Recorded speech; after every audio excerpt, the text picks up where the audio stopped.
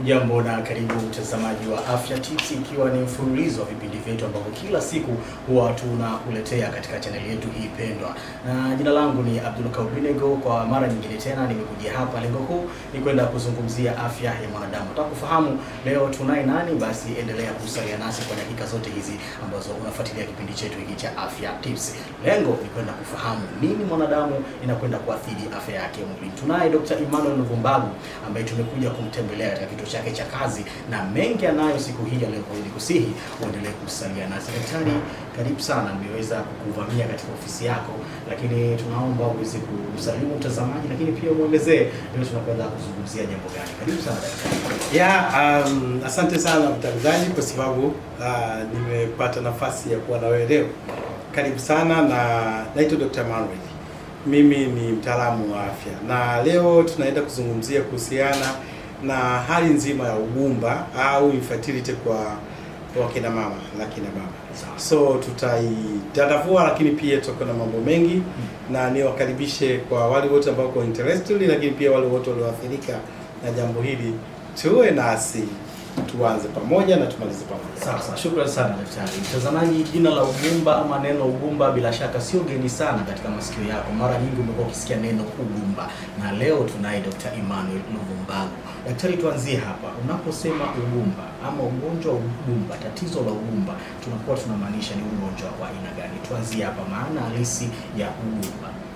Kwanza, ugumba au infertility ni kile kitendo ambacho mwanadamu siku 366 au mwaka mzima wote anapokuwa anafanya mapenzi, lakini hainasi kabisa, hata kama hakuna njia yoyote ya kuzuia ambayo ametumia na akafanya katika kipindi chote cha mwaka mzima na asipate ujauzito. Huo ndio ugumba.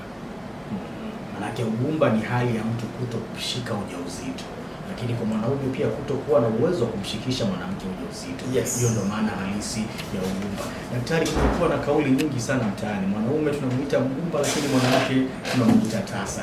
Hebu tupe utofauti wa tasa na mgumba, au yote ni maana moja? Yote ina maana moja. Yote. Yes. Sasa kwa hiyo mwanaume pia anaweza akawa tasa. Yes, kabisa. Sawa. Na mtazamaji wa Africa TV, bila shaka umeweza kumsikia huyo Dr. Emmanuel Luvumbagu akielezea maana halisi ya neno ugumba. Daktari, ugumba una aina zake. Bila shaka mtazamaji anatufuatilia hivi sasa katika channel yetu anatamani kufahamu aina za ugumba ziko ngapi na ni zipi? Tuna aina mbili za ugumba. Yaani tunaita primary infertility na nyingine inaitwa secondary infertility. Yaani primary kwamba mtu hajawahi kabisa kupata mtoto na hivyo. Lakini secondary infertility ni pale ambapo mtu alishawahi kupata mtoto and then imeshindikana tena kupata kabisa mtoto. Lakini sasa kipindi kirefu basi kushika tena. Yes. Na hali hizi daktari, zote mbili zinasababishwa na nini? Ile hali ya kwanza ambayo mtu hajawahi kabisa kushika ujauzito, na hii ambayo inapita kipindi kirefu pasina kushika ujauzito wa pili. Hali hii inasababishwa na kuna causes nyingi, lakini leo nitaongelea mengi kidogo. Moja wapo ikiwa ni tunaongelea kuhusiana na hormone balance. Vichocheo vya wakina mama zipo za aina nyingi. Tunazo aina 5: progesterone hormone, estrogen, prolactin hormone, follicle stimulating hormone pamoja na luteinizing hormone.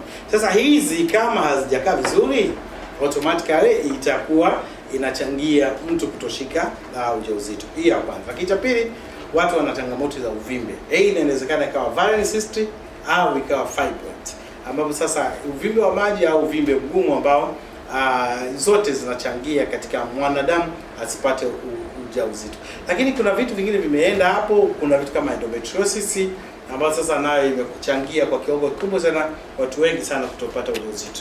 Na zaidi ya yote tena kitu kinachoitwa PID kalikopata umaarufu sana katika kipindi hichi, ambapo nasema kwamba ugonjwa za via za uzazi zimekuwa changamoto kubwa sana kwa kina mama. Of course yapo mengi, lakini kiwepo na tumors na vitu vingine ambavyo vimekuja kusababisha hiyo kitu, ambavyo watu wengi wana changamoto ya kupata ujauzito kwa sababu ya hayo yote yaliyochangia. Yes, kwa leo tuongee haya. Sawa. Daktari, umeweza kutaja moja ya visababishi, kuna hormone imbalance, lakini pia na magonjwa nyemelezi ya via vya uzazi kama vile PID na nyinginezo. Ni moja ya sababu zinazopelekea tatizo hili la ugumba.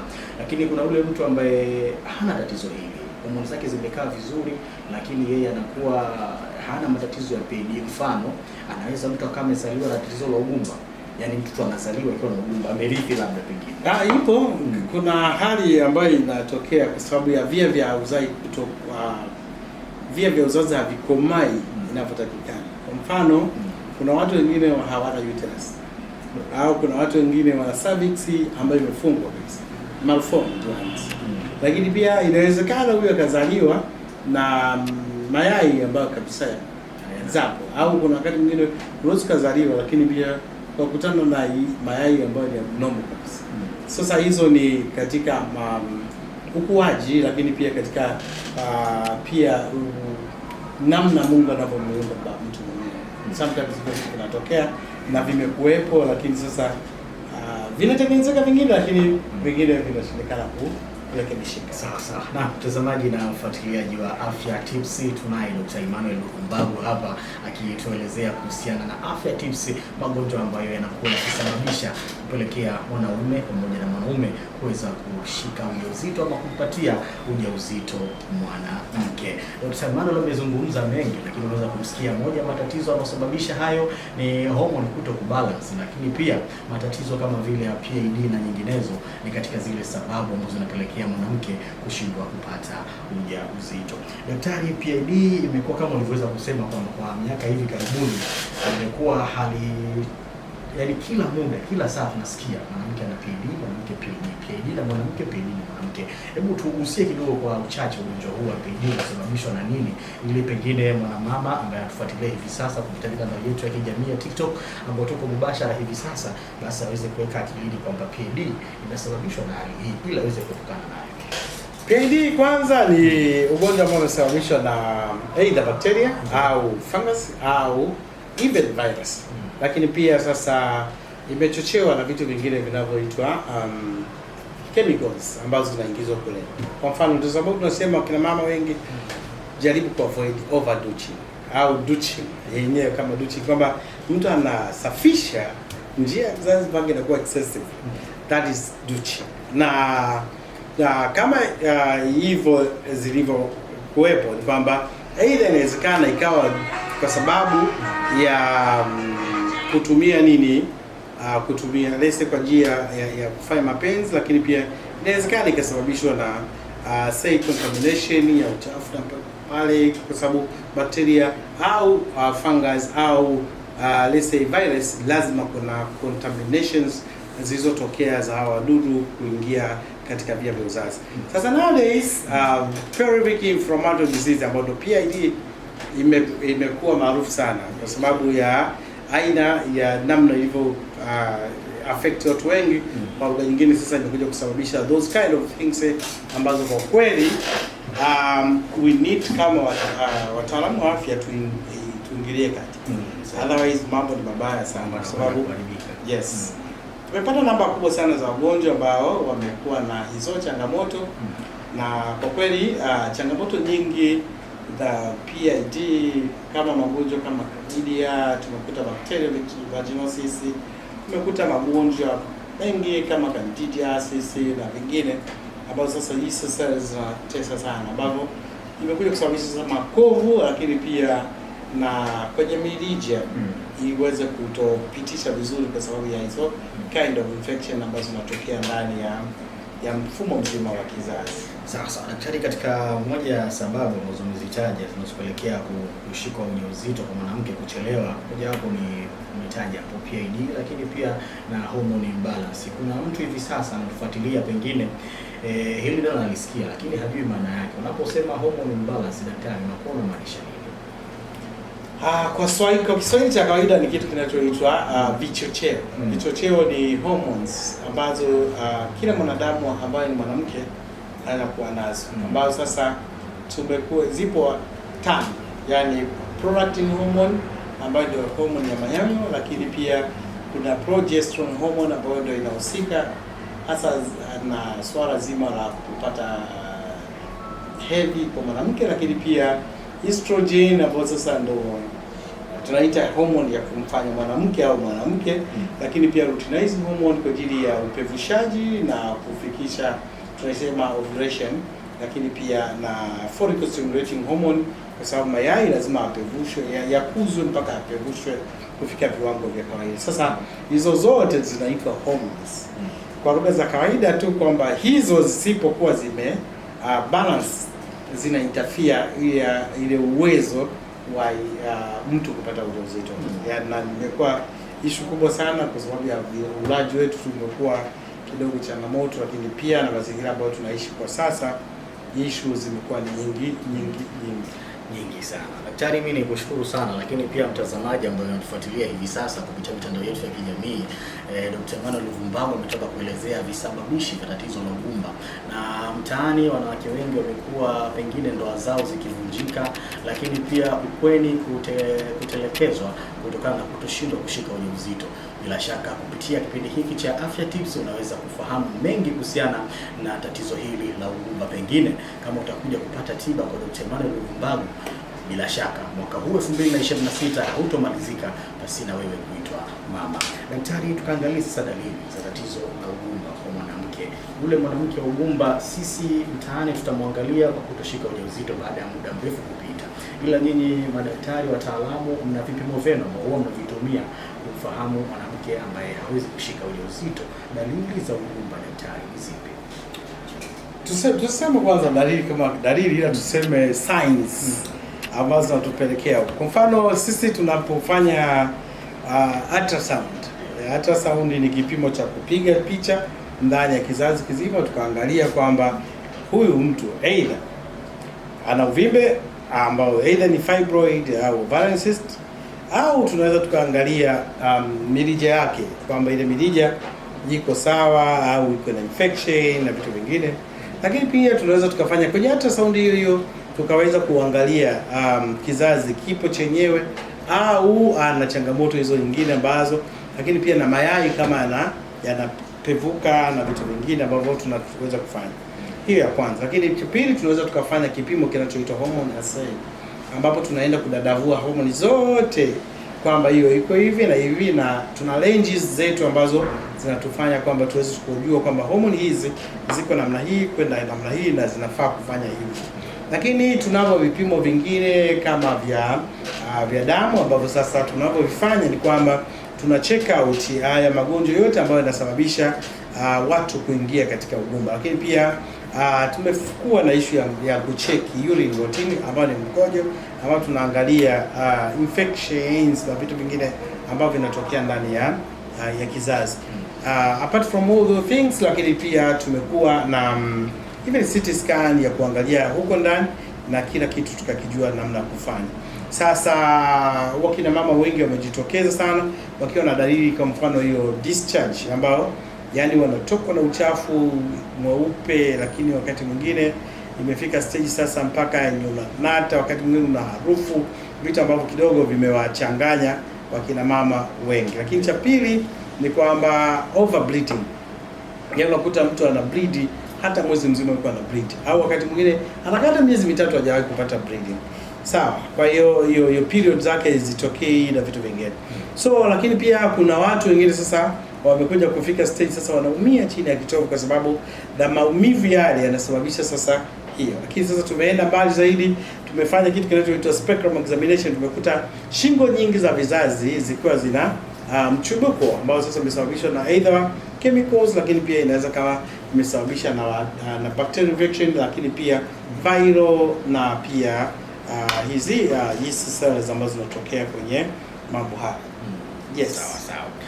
Daktari, katika upande wa tiba tuelekee moja kwa moja. Kuna mwanamke hivi sasa yupo kwenye ndoa miaka 6 lakini hajabahatika kupata mtoto. Pengine alishawahi kupata mtoto miaka 8 imepita, lakini mtoto wa pili ni mtihani kupatikana. Anatamani daktari, huyu mtu aje kutibia tatizo lake hili. Tatizo la ugumba kwa mwanamke, daktari, linatibika? Kama jibu ni ndio, tiba yake ni ipi, daktari? Sisi tumekuja na namna tofauti kabisa, na kwa sababu leo tunakuja kwenye public kuizungumzia hii kwamba yani kwa mfano mtu mwenye changamoto ya endometriosis, wale wenye changamoto ya fibroids pamoja na ovarian cyst, wale wenye changamoto ya hormone imbalances, na wale wenye changamoto ya PID, infection ya via vya uzazi za aina zote, Sisi tumekuja na dawa ambazo zimetengenezwa kwa mboga na matunda. Isenani chemical kabisa, drugs ambazo tumekuja na namna kuwapa hizo ambazo it's not complicated way, lakini pia sasa tumejitahidi sasa kukwepa namna kuwafanyia watu wengi operations sio kwa na muhimu. Tunayeyusha kama ni vimbe, kama ni ovarian cyst tunayeyusha, na kama ni PID infection ya via vya uzazi tutaitibu hapo inaisha, lakini pia kama ni endometriosis na other things na tunazifix out kwa kutumia dawa ambazo kabisa hazina chemical na zimetengenezwa kwa mboga na matunda. Na tunamshukuru Mungu, tuna a lot of testimonies ambazo zimetokea, ambazo sasa wale wenye PID zilizokuwa chronic, zilizokuwa whatever, tumeweza kuzitibu na watu wamebeba watoto, na saizi watu wanapata ujauzito kwa amani kabisa. Lakini pia wale wenye fibroids nao pia imekuwa changamoto kubwa, lakini sasa sisi tuna testimony nyingi ya kwamba hata tumeweza kuyeyusha fibroids ambazo ziko almost centimeter 10 na plus, zote tumeweza kuziyeyusha na tumefanikiwa kwa namna ya kutosha kabisa, na ndio sababu tuna ujasiri hata kuongea kwenye public. Kiongelea ovarian cyst pamoja na endometriosis, tunatoa solution kabisa, ambayo tunatumia dawa zetu ambazo hazina chemical kabisa, dawa zote tengenezwa kwa mboga na matunda. So we have a lot of testimonies ambazo zimetufanya hata sisi wenyewe tuwe na ujasiri kuweza kuliongelea hili, lakini pia unajua matokeo ndiyo yanayoongea. Sahihi. Sisi tuna ujasiri pale matokeo yanapokuwa yameongea. Kama matokeo hajaongea, we are nothing. Na hatuna lolote la kuongea. Matokeo yametufanya tuje kwenye public. Sawa. Asante sana. Sawa. Mtazamaji na mfuatiliaji wa Afya Tips, utakumsikia Dr. Emmanuel Luvumbagu amehakikishia kwamba tatizo la ugumba linatibika na wanazo dawa ambazo zinatengenezwa kwa mboga na matunda na hazina kemikali yoyote. Mtazamaji na mfuatiliaji, unaweza kufuatilia hizo dawa na ukaweza kuzitumia na ukaweza moja kwa moja kupona tatizo lako la ugumba. Umechelewa kupata mtoto au umekaa muda mrefu kupata mtoto wa pili, basi onana na Dr. Emmanuel Luvumbagu hapa, anaweza kupatia tiba hiyo, dawa hizo ambazo ni za mboga pamoja na matunda. Daktari, pengine kuna swali ambalo mtazamaji hivi sasa anatamani pia ningekuuliza.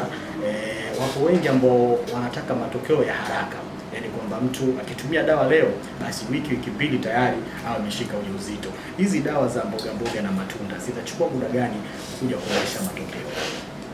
Sitaki kudanganya kwamba within 2 weeks tutakuwa tumeweza kwa sababu hii ni issue ya kimfumo, ambayo mfumo mzima tunaurekebisha within a month kurudisha ile physiology ya mwanadamu kurudi kawaida.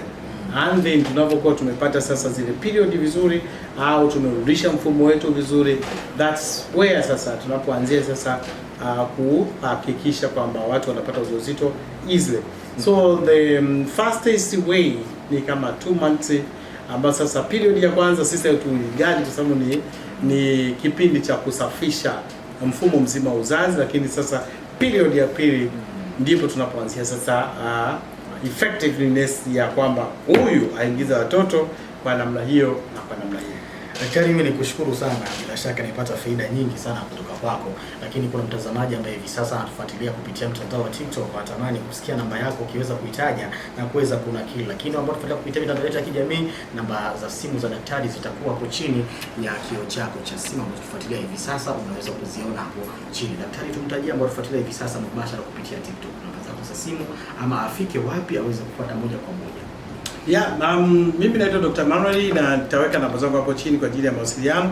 Namba zangu ni 0718937988, na kwa ajili ya mawasiliano nipigie anytime.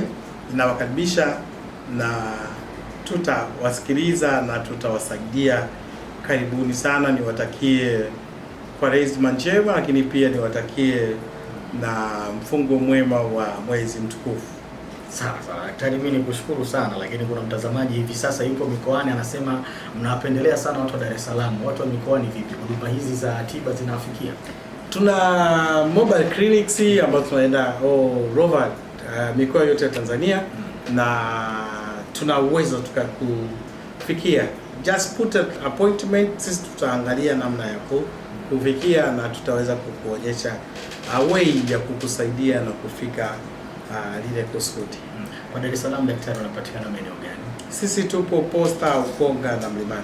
Sawa. sawa. Na mtazamaji na mfuatiliaji wa Afya Tips, mpaka kufikia hapa sisi hatuna la ziada katika siku hii ya leo. Jina langu ni Abdulkawinego, niko na Dr. Emmanuel Mvumbagu akituelezea tatizo la ugumba. Bila shaka umeweza kustafidi na mengi kutoka kwake. Nikuhakikishie tu tatizo la ugumba linatibika kupitia mboga na matunda. Kuna dawa daktari amezitengeneza na amesema zinaleta matokeo ya papo kwa hapo, unaweza ukapata ujauzito. Hata kama umekaa miaka 8 basi na kushika ujauzito, basi kupitia dawa hizi wewe kwa mwaka huu 2026 utakuwa mama na utakuwa baba. Natakie tu usikivu mwema wa vipindi vinavyoendelea. Una siku njema.